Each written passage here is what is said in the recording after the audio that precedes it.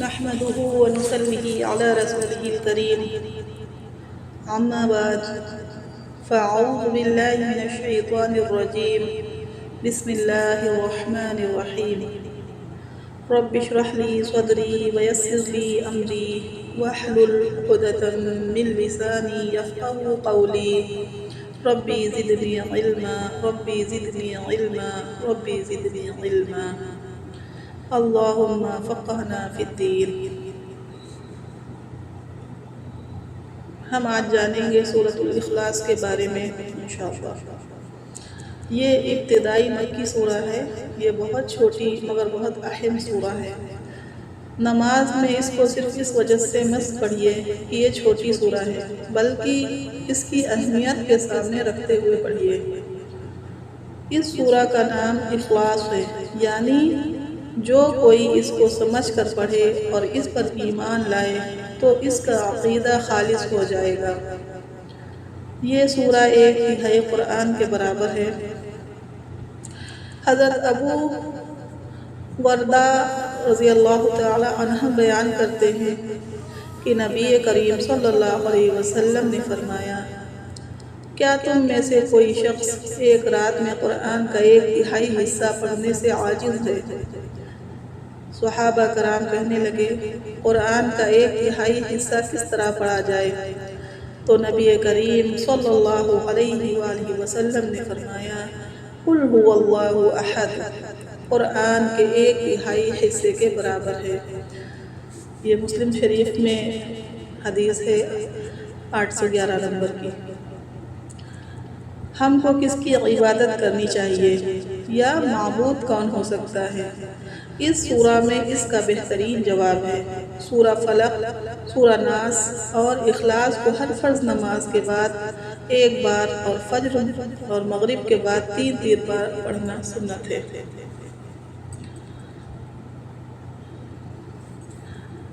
اعوذ باللہ من الشیطان الرجیم، میں پناہ میں آتی ہوں اللہ کی شیطان سے جو مربوط ہے۔ بسم اللہ الرحمن الرحیم، شروع اللہ کے نام سے جو بہت مہربان اور نہایت رحم کرنے والا ہے۔ قل یعنی کہہ دیجئے، ہوا وہ، اللہ اللہ، احد ایک ہے۔ قل هو اللہ احد، کہہ دیجئے وہ اللہ ایک ہے یا اکیلا ہے۔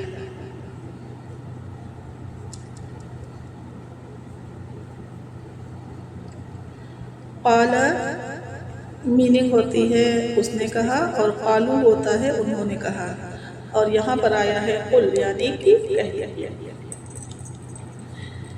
اللہ اکیلا ہے، اس کے 4 اہم پہلو کو مثالوں کے ساتھ اچھی طرح سمجھتے ہیں ہم لوگ۔ ذات میں ایک، اللہ ایک ہے، اکیلا ہے، اس کو ماں باپ بھائی بہن بیٹا بیٹی کوئی نہیں ہے۔ اور صفات میں ایک، یعنی اللہ اپنی صفات میں ایک ہے، یعنی اس کی صفات والا کوئی نہیں۔ مثلاً کوئی غیب کو نہیں جانتا، کوئی اس کے جیسا سن نہیں سکتا، دیکھ نہیں سکتا، مدد نہیں کر سکتا وغیرہ۔ اور حقوق میں ایک، جیسے پوجا پرستش اور عبادت صرف اللہ کا حق ہے، رکوع سجدہ دعا وغیرہ اللہ، یہ سب اللہ تعالیٰ ہی کو کرنا چاہیے۔ اختیارات میں ایک، یعنی اللہ کے اختیارات میں بھی کوئی شریک نہیں، یعنی جب اس نے کہا کہ شراب حرام ہے تو کوئی اس کو حلال نہیں کر سکتا۔ کسی چیز کے حلال اور حرام کا قانون، یہ قانون بنانے والے میں اور موت اور حیات کا فیصلے وغیرہ میں کوئی شریک نہیں ہے۔ اب اس بات کو زندگی میں لانے کے لیے یہ سادہ فارمولہ دیکھیں کہ جو یہ دعا ہے ہماری، دعا کرتے ہیں نا، اے اللہ مجھے صرف آپ کی عبادت کی توفیق دیجیے، تو یہ روزانہ دعا کریں آپ لوگ کہ اے اللہ مجھے صرف آپ کی عبادت کی توفیق دیجیے۔ اور احتساب کرنا ہے کتنی بار ہم نے اللہ کے بجائے نفس کی بات مانی، گویا نفس کو الہ بنایا۔ کتنی بار ہم نے شیطان کی اطاعت کی، یعنی گویا اس کی عبادت کی۔ کیوں کی ہے؟ خراب پوسٹوں یا چیزوں، انٹرنیٹ، موبائل کے خراب استعمال سے، یا بیکار یا سستی کی وجہ سے۔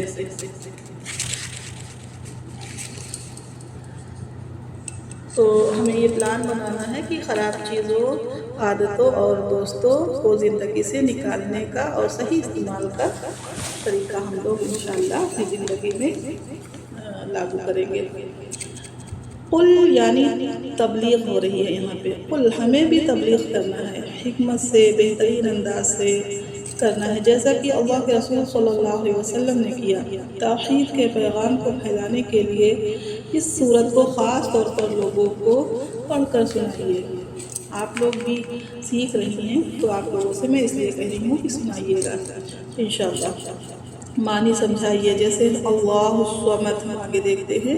اللہ الصمد، اللہ یعنی کہ اللہ کا ذاتی نام ہے اللہ، باقی سب اس کے صفات والے نام ہیں، جیسے الرحیم، الکریم۔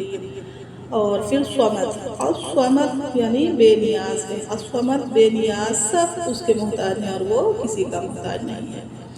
اللہ بے نیاز ہے، یعنی اس کو کسی انسان کی یا کسی چیز کی ضرورت نہیں، اس کو نہ نیند آتی ہے اور نہ اونگ آتی ہے، وہ نہ تھکتا ہے اور نہ ہی اس کو کسی چیز کی طلب ہے۔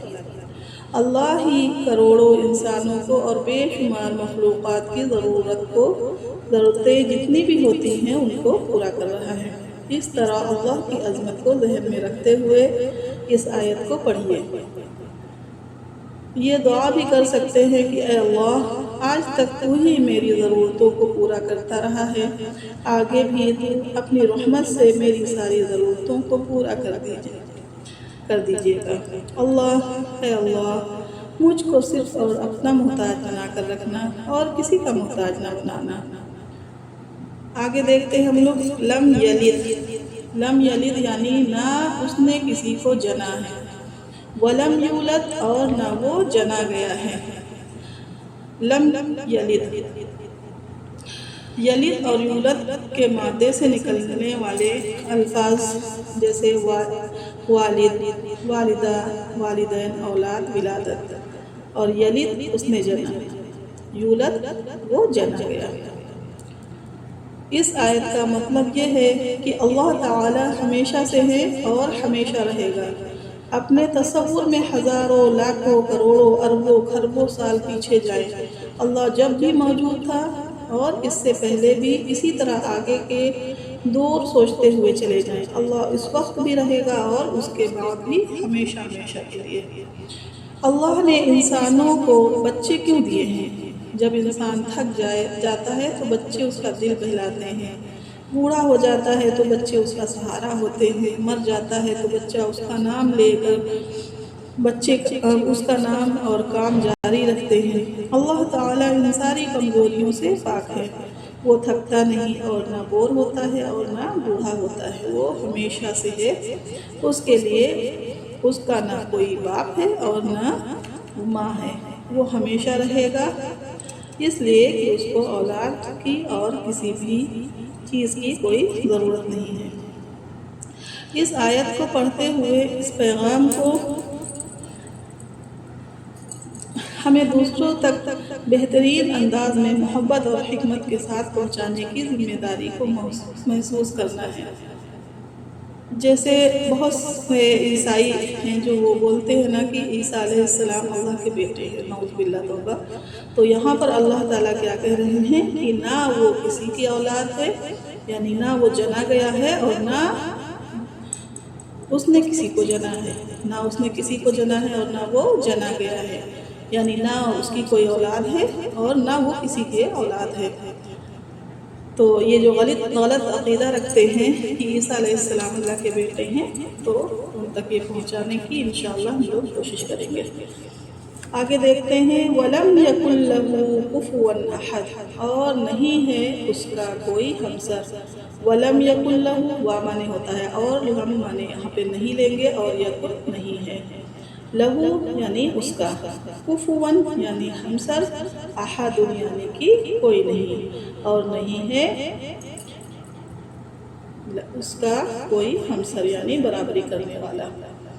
دل میں اللہ کی عظمت ایسے چھپائیے کہ کوئی بھی دور دور تک نظر ہی نہ آئے، نہ ذات میں، نہ صفات میں، نہ حقوق میں اور نہ اختیارات میں۔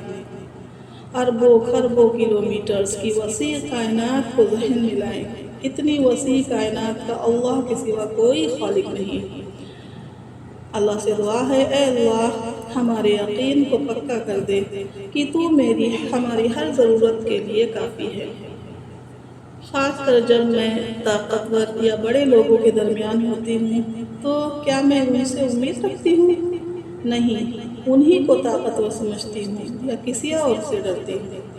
تو یہ اپنے دل میں دیکھنا ہے کہ کیا ہم ان سے ڈرتے ہیں؟ تو اپنے دل میں یہ یقین رکھیے کہ اللہ کی صفات کے بارے میں اور قرآن کی آیات میں خوب غور کرنے کا پلان بنائیے تاکہ اللہ کی عظمت ذہن میں چھپ جائے، اور عظمت جب چھا جائے گی تو آپ اللہ کے سوا کسی سے نہیں ڈریں گے۔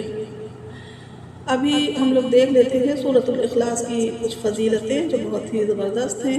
ایک صحابی نماز کی رکعات میں سورۃ الاخلاص پڑھتے تھے، پھر کوئی اور سورہ، رسول اللہ صلی اللہ علیہ وآلہ وسلم نے ان سے سوال کیا کہ وہ ایسا کیوں کرتے ہیں؟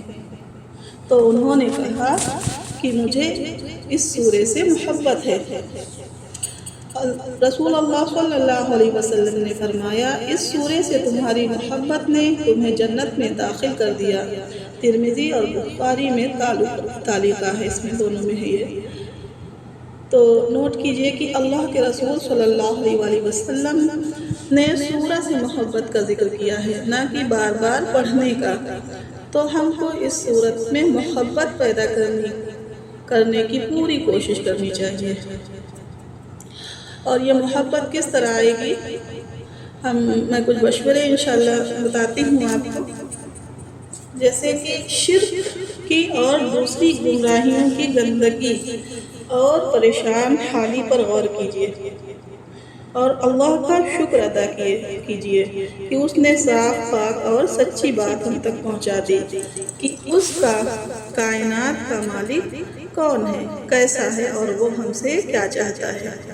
اگر خدا نخواستہ مجھے یہ پیغام نہ ملتا تو میں خیالات کی گندگی اور گمراہی کے ڈھیروں میں لڑتی رہتی یا پریشان رہتی۔ اس لیے کوشش کیجیے کہ توحید پر مشتمل اس سورہ کو پڑھتے وقت دل شوق، محبت اور عظمت سے بھرا ہوا ہو۔ اگر کسی شخص سے آپ پہلی بار ملیں، تعارف شروع ہو، اور اگر اس کے رشتہ دار کوئی وزیر، مشہور کھلاڑی، بہت بڑے آفیسر یا تاجر وغیرہ ہوں تو وہ کسی نہ کسی بہانے ان کا ضرور ذکر کرے گا، اور وہ بھی خوشی اور محبت سے کہ میرے چاچا وزیر ہیں وغیرہ۔ تو یاد رکھیے کہ اللہ تعالی ہمارا خالق، رازق، رب اور سب سے بڑھ کر محسن ہے۔ وہ ہم کو مسلسل دیتا چلا جا رہا ہے۔ وہ ہم سے کئی ماہوں سے زیادہ محبت کرتا ہے، پھر کیوں نہ ہم اس کا ذکر بار بار کریں، اور وہ بھی اس طرح جیسے کہ اللہ نے سکھایا ہے۔ کسی بھی چیز کے بنانے میں، حکمت میں، پرورش، خیالات رکھنے میں، قوت اور طاقت میں، محبت میں اللہ کے جیسا کوئی نہیں، اس کے جیسا معاف کرنے والا کوئی نہیں۔ لوگوں پھسلنے اور گرنے والے کو پسند نہیں کرتے۔ جو لوگ ہوتے ہیں نا، وہ جو گرتے ہیں، پھسلتے ہیں، ان کو پسند نہیں کرتے، اور اللہ معاف کرنے کو پسند کرتا ہے۔ اس کے جیسا دینے والا کوئی نہیں۔ لوگ مانگنے والے کو پسند نہیں کرتے، اور اللہ مانگنے والے کو پسند کرتا ہے۔ اس کے جیسا ہر ضرورت کا محبت سے خیال رکھنے والا کوئی نہیں۔ اللہ کے 99 نام ہیں، ہر صفت میں اس کے جیسا کوئی نہیں، نہ تھا اور نہ ہوگا کبھی۔ تو آج ہمارا سبق یہیں پر مکمل ہوتا ہے۔ انشاءاللہ آپ لوگوں کو اچھے سے بات سمجھ میں آ گئی ہوگی۔ اللہ رب العزت سے دعا ہے کہ اللہ رب العزت ہمیں کہنے سننے سے زیادہ نیک کاموں پہ عمل کرنے کی توفیق عطا فرمائے۔ آخر میں سورۃ الاخلاص کی تلاوت کر لیتے ہیں۔ أعوذ بالله من الشيطان الرجيم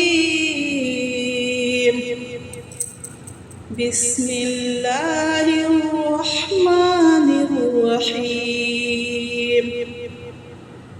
قل هو الله أحد الله الصمد لم يلد ولم يولد ولم يكن له كفوا أحد وآخر دعوانا عن الحمد لله رب العالمين. السلام عليكم ورحمة الله وبركاته.